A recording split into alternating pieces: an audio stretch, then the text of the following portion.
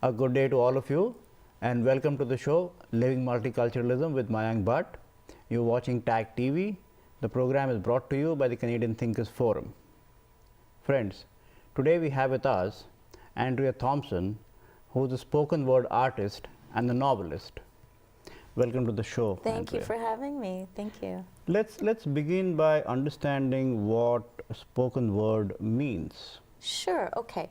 So spoken word is, to me, it's like an umbrella term, and it relates to a form of writing that is really focused on the performative element. So reaching out, connecting to a live audience. Under this umbrella term, there's a lot of sort of different elements that have fed into it.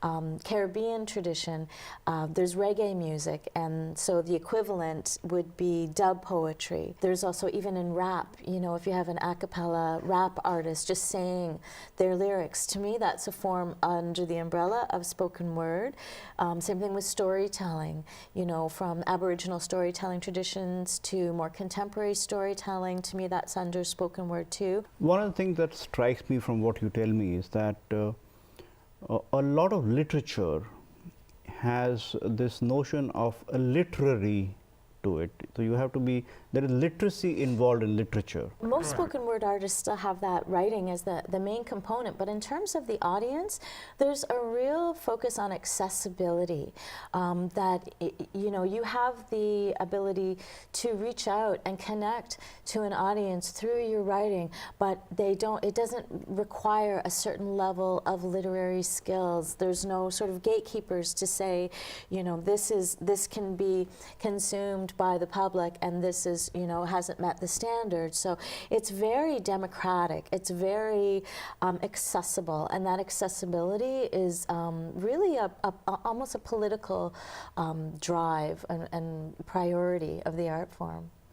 So when we talk of spoken word, what sort of roots or lineage does it have? There's a lot of hybridity there. Some people are very, you know, funny. They have a lot of humor. So it says this comedy is a spoken word. So there's that hybridity there. But also in terms of cultural influences, there's a lot of different streams feeding in. As I mentioned, like the storytelling, Aboriginal storytelling. We have pretty much every tradition has its pre-press literary tradition, its oral literary tradition. So, you know, in English literature, there's, you know, the Homeric works and the Odyssey and Beowulf and all of those sorts of things are focused on oration as well. In the African tradition, there's the idea of the griot, who is a cultural figure, who is also a storyteller and a poet. So there's this idea of this transmission of oral culture and Aboriginal storytelling around the world. One of the streams that I've been really interested in is Afro-American culture, and specifically music and literature, and how that's fed into contemporary spoken word today. One of the things that was really fascinating to me was to see how a lot of the techniques and the stylistic sort of elements that are now common in spoken word have, I can see this lineage that goes back. So there's, for instance, the Harlem Renaissance was this idea of a new kind of postmodernism in the Black community, while a lot of postmodernism was sort of this like Ezra Pound idea of like make it new and overthrowing the old vanguard.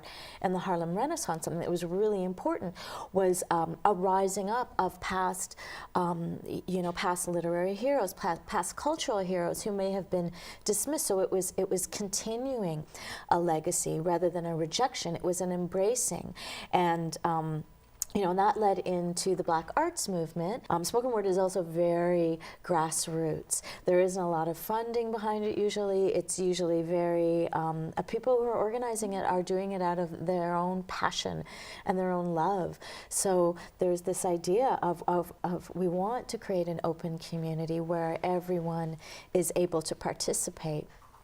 It to me sounds like it's a rebellion against the established norms of literature? Well, it definitely has elements of that historically. One of the facets or forms, I would say, of spoken word is slam poetry.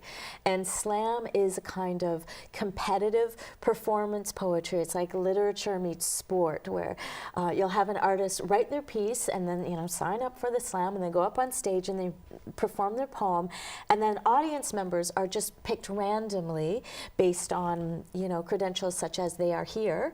So really there's no gatekeepers, and they will hold up scores, you know, a score of 1 to 10 for each poet's piece. And rather than that creating a really, you know, sort of competitive element, it's ended up being very sort of community oriented.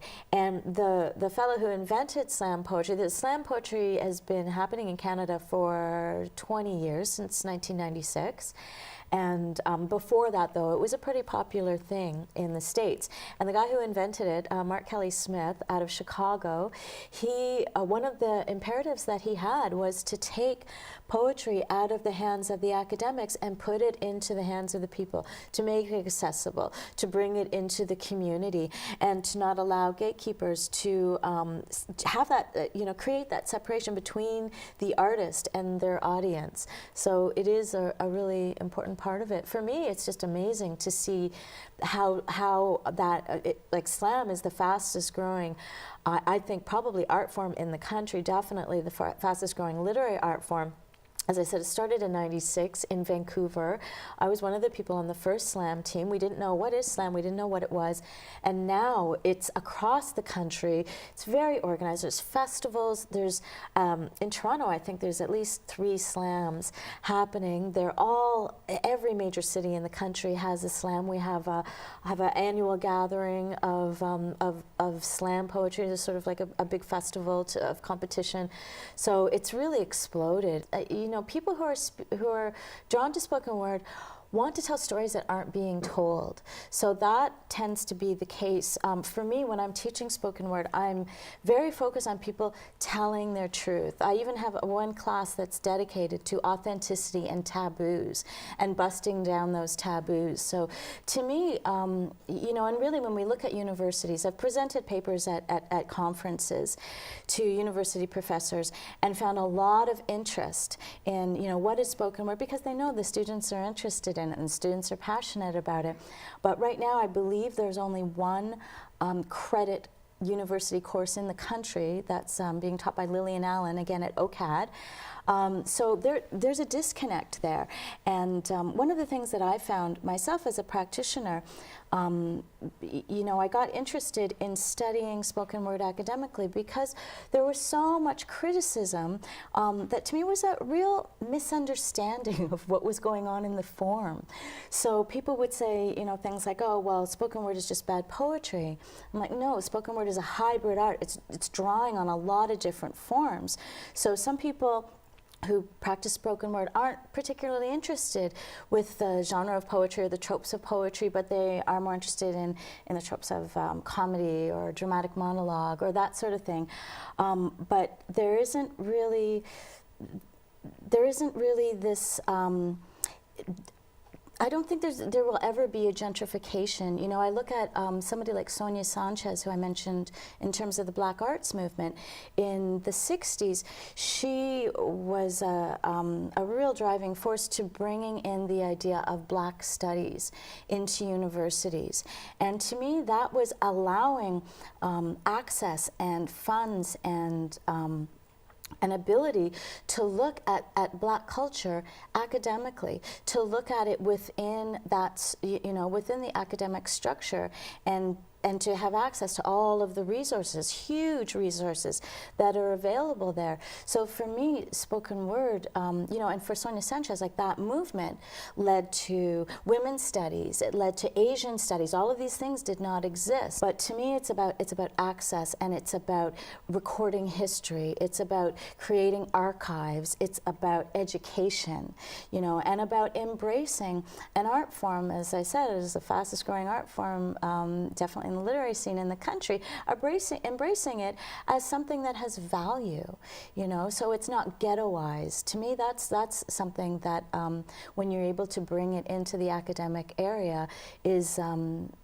valuable for the forum. You've also edited a collection of writings of women from different ethnicities who made Canada their home. Yeah. Or is it North America their home, I believe. Yeah. Talk about that a bit, because it has resonance with our multicultural theme of the program. Definitely. Okay, so that is an anthology out by Inanna Publications, who also published my novel. And they're a major feminist press in Canada and very supportive of writers of color, women writers of color. And so the anthology I co-edited with a woman named Debbie Durango Adam, and it's called Other Tongues, Mixed Race Women Speak Out. And it's a collection of poetry, fiction, as well as artwork, and some essays about the experiences of women in North America who are of mixed race. And as we started this project, Debbie and I, who are both black and white ancestry, thought, well, this is what we want to focus on, is, you know, women who have this, you know, binary, this black-white binary. And as we put out our call for submissions, we really got schooled by a lot of women who had really diverse mixes. And so we opened up that call to embrace that, and it was a great idea because it really enriched the final product. And so what we now have in the anthology is a collection of stories of women who, for them, being mixed race meant having the best of both worlds, of having the best of their father's ancestry and their mother's ancestry, and being able to celebrate that. Some stories are really heartbreaking. I'm going to now invite you to recite a poem for our audience. Sure. Yeah. Okay. Sure. So yeah, the poem that I want to do relates to this topic. Is a perfect segue, and it's called A Brief History of Soul Speak. And I was asked to write a poem for an anthology called Great Black North that came out a few years ago. And this was the first anthology of black poetry in Canada. And so the fact that it came out a few years ago, I think, wow, that took a long time. But they asked me to talk about the history of spoken word in Canada. And I thought, well, you know, because I know of all these cultural streams, I thought I can't speak to all of that, but I can speak to one specific stream. So that was the stream of black culture and black literary and culture and arts and music, and how that has fed into what we see as contemporary spoken word. So I start back at slavery and come up to today. So it's called A Brief History of Soul Speak. Seemingly innocent spirituals, to both master and overseer, they were merely words, simple lyrics, ingenuous hallelujah ballads. Swing low, sweet chariot, coming for to carry me home. But these words were charms, incantations chanted in secret freedom code, surreptitious melodies sung by restless slaves. Chariot became train, became a rumbling underground, echoing over plantation field of cotton, tobacco, and cane. Gospels for safety, for shouts, never mind battle cries, would leave a brother dead cold in a heartbeat. Mothers with babies strapped to their bent-to-near snap-backs sung under the unrelenting sun of the Old South, and men with bodies worked hard and raw till they were little more than meat and bone, recounted these so-called silly spirituals to both each other and God.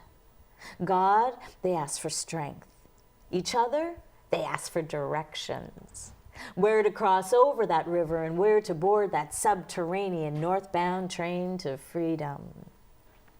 Then came the blues, belting out anguish over injustice after emancipation failed to deliver the promised land. Instead, sending Klansmen who strung up till lifeless one brother after another, as law enforcers turned away and crosses burned till dawn. Dallas blues, Memphis blues.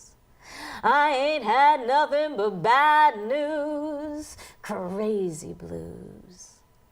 Unabashed, these words lay claim to the pain of generations. Love was sought, found, then gone, gone, gone. But still our history will not be undone. And so the young entered at their peril the guarded gates of academia, living the vision of Booker T. Washington, where scholarly success meant abandoning one's own language, meant adopting the mother tongue of Uncle Tom. Until a hunger for our own vernacular mingled with a passion of romanticism, and a new language was born. On the page, on the stages of smoky coffee houses, deep in the heart of Harlem.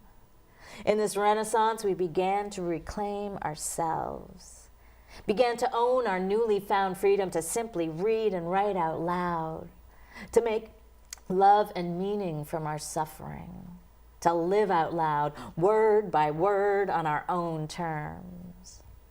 Langston left a language deep as the Euphrates that flowed into the ocean of Gwendolyn, bestowing permission for preachment as Baraka and Sanchez reloaded the literary canon with unapologetic verse fueled by didacticism. And up here in the true north beyond that 49th parallel, Clifton Joseph and Lillian Allen waged a rub-a-dub revolution, and George Eliot Clark taught us the maritime equation of Black plus Acadian equals Africadian. And all across the country, slam and hip-hop brought the acronym of rhythm and poetry back to the streets, and ghetto speak became fodder for heightened verbal artistry.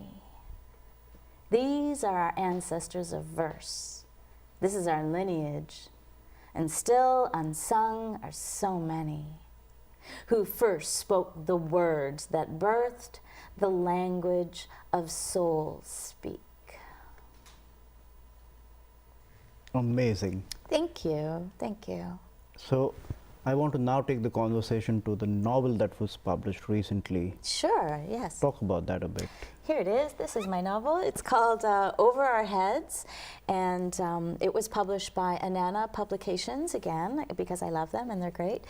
And so this was a long time in the making. I always had a dream that I wanted to write a novel. I really had no experience. I hadn't written short stories. I'd written long poems. My poems were getting very long. So I had this, it started with the seed of an idea about families. I love stories about families. And I was thinking about how, you know, we have these different characters in our families, and we think our families are the people that we know best, but often our perceptions so color who we think they are the people that we really know the least. And so there was that idea sort of rumbling away, and also a fascination with the idea of these different types of sisters that that Jane Austen portrays in Sense and Sensibility, where we have the Marianne and Eleanor. We've got this pragmatic and rational versus this emotional and sensitive, and I really like that idea of tension. So I tried to write the novel on my own. I started maybe about 12 years ago, and I just felt very daunted by the process, and I thought, okay, well, really the best way for me to do this is to have some structure. So I went back to school. I got a master's in creative writing at the University of Guelph, and I wrote the novel as my thesis. So as it evolved, it became, you know, this story about families, this story about these two sisters, and these two sisters for me started to really represent worldviews, and I love the ideas of these worldviews colliding. So we've got one sister, Emma, who's representing this really sort of mystical, esoteric part of our lives, and she's a pet psychic. So it's a story that goes back and forth in the points of view of these two different sisters. The story starts where you know, they were both raised by their grandmother. There's a lot of social issues. I was really enjoying the fact that I could write about so many different things. I touch on ideas of race, race, and Emma's a mixed race character. They're raised by their grandmother, and the story starts with the death of their grandmother. So these two sisters, these two diverse worlds collide and come together, and in the process of emptying the family home, really have to deal with each other and these worldviews colliding. So, and I had a lot of fun with it, you know, even though it was about grief. I'm a pretty light-hearted person, so I was able to bring a lot of humor to it, and as we're going back and forth. And it also, another really big element of the novel is location. It takes place in Toronto, in my neighborhood, which I just adore, the High Park, Parkdale area, and it deals with a lot of history of that area, about the First Nations history in High Park, as well as these are stories too that came from my family. My grandfather would tell me about, you know, oh, I used to go down to the Palais Royal and see, you know, Louis Armstrong, and I'd be wearing my zoot suit, and, you know, so I was just in love with these stories, so I was able to bring some of that history in. How would you characterize the difference between writing poetry and writing a novel? You know, one of the things that's really satisfying about poetry or spoken word is that, you know, if you're really lucky, it can happen that within a day you can write and edit a poem, and it can be, you know, finished within a day if you're lucky. You know, sometimes that process of writing and editing can take years, but sometimes it's a quicker pace, and you're able to share it quicker. So it's a lot. You know, you can really immerse yourself in that moment, and that was how I used to write. I was a real binge writer. You know, I'd be working on something and stay up and into the night, and then, you know, not sleep until it was finished. With a novel, I had to really adjust my idea of pacing. So, you know, like, this isn't something I'm going to finish in a night, so I had to keep wrapping my head around that. A lot of times writing the novel, I mean, I love it now. As far as I'm concerned, it's the best writing that I've done, but a lot of the early draft, I sort of wrote like this, like, because, you know, it's such a long journey from your initial idea through the drafts. Like, you know, you finish the first draft, hooray, well, that's just like the first lap of the marathon, you know. Then there's, you know, drafts and drafts and drafts, and evolution over years. Really, a novel. You said it took 12 years to finish the novel? No, well, it took me, no, it was 12 years from the time that I had the idea. I tried to do it on my own. Then I waved the white flag, went back to school, worked on it in school for 2 years, and then another year and a half to 2 years afterwards. I was able to get a publishing deal right after I graduated, and I was, you know, excited in one sense, but horrified in another sense, because I knew it needed a lot more work. So it was once I was able to sort of, you know, see it. To me, writing is about like closing the gap between this beautiful vision you have in your mind and what's on the page. You know, so for poetry, closing that gap, you have the opportunity for that to happen in a shorter time frame. But with a novel, generally, it's a lot longer process. So the idea of pacing is a completely different animal. What are you doing now? Now I do a lot of teaching. I love teaching. I love seeing people blossom, seeing people, especially with spoken word. I really am passionate about teaching that, because it incorporates public speaking. So for me, when I was a kid, I was so shy. You know, I have people in my family going, I can't believe you get on stage and talk to people. How did that happen? You know, I know that if I can do it, anybody can do it. And it was sort of, you know, wanting to overcome that. So I'm teaching at OCAD, Ontario College of Art and Design, through the Continuing Studies Department, and have classes ongoing all the time that are open to people of all ages, all experience levels. I also teach at a place called Workman Arts, which is an amazing center in Toronto, funded through CAMH, that has programs for people dealing with mental health and addiction issues. So I'm teaching there. I teach in high schools as well. I've been talking with U of T about starting a spoken word workshop through their Continuing Studies department, so I'm looking forward to doing that as well. I do coaching. I do. You know, I have a lot of different hats that. You have a very busy life, I realize. Yeah, well, you know, it's something we were talking about before. It's like, you know, when you're an artist, there's different ways of going about it. You can have your, you know, your full-time job, and then you do your writing on the side. But it's, you know, if you have, you know, family, and this is really, you know, that's a challenge to carve out that time.